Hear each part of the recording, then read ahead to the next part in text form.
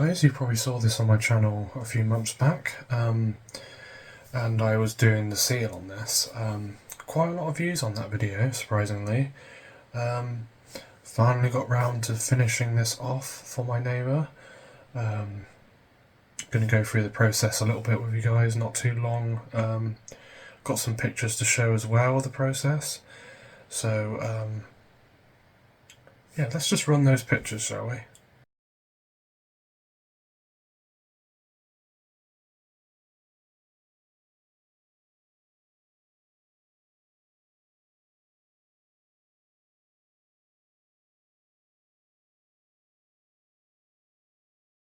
Now, as you can see, those pictures, it went from rusty to a little bit better to a lot nicer. So this is what we got now, guys. I re-blued it.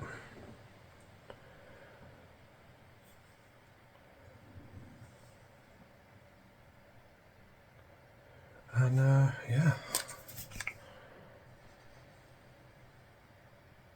So the process started with, this was completely filled with rust on this. All of it was rusty. I got all the rust off. That took a long time. Then I stripped it, removed all the oil and rust from the inside. I then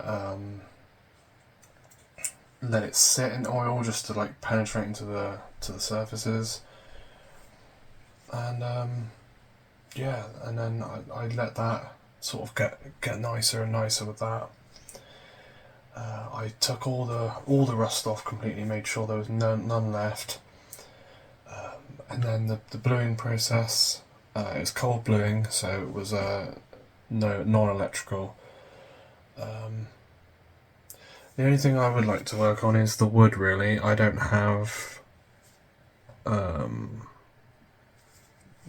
do you call it, the stuff that you put on it, the shellac.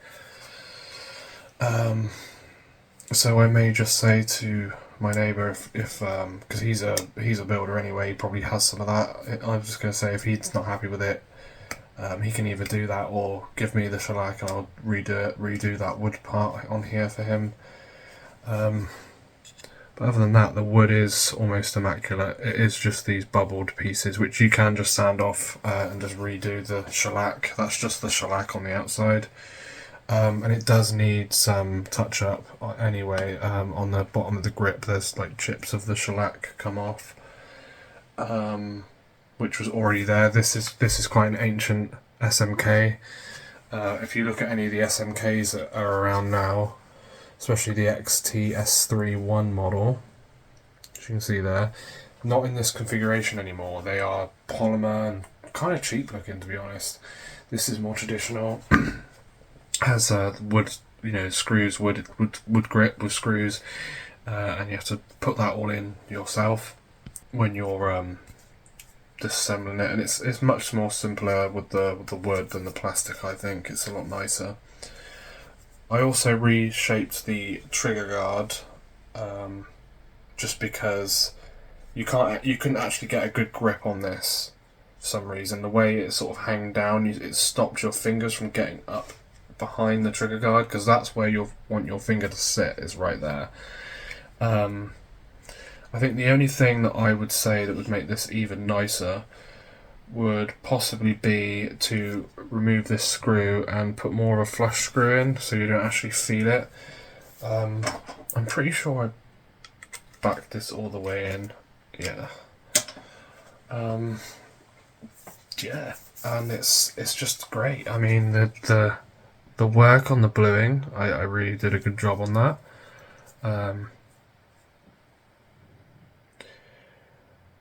And yeah, it's just very pretty.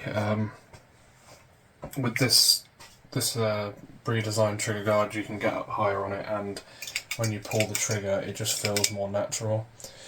The seal is still amazing on this. Like, you don't usually hear that noise. Not like that loud anyway. And I can barely do it and it will do that noise. So it's not like because I'm going like that. I could do it with one finger. Yeah, redid the seal obviously. That was a long time ago I redid that. I actually used a custom O-ring, sanded it to fit, and yeah. I believe this barrel is rifled, it's just very old.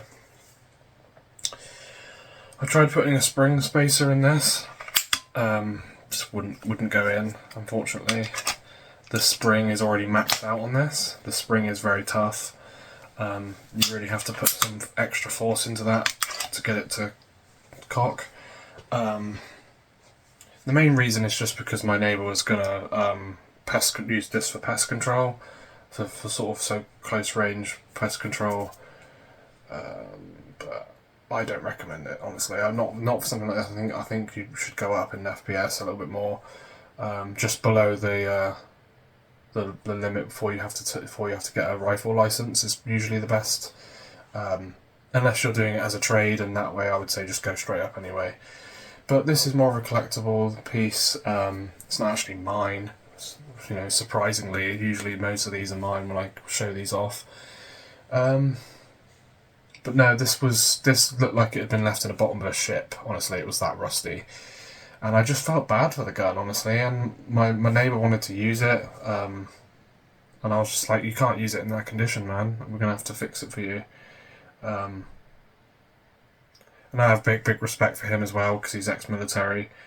Big respect to anyone that's ex-military, ex-police. I always appreciate you guys. So I like to help out when I can, really. Yeah. Not really much else I can really say. I think I did a good job on this. You guys let me know in the comments what you think. Yeah. I would shoot it, but I don't have anywhere to shoot it right now in this clip. But if I actually do shoot this, I will put it in the video and you'll see it just after this anyway. So yeah.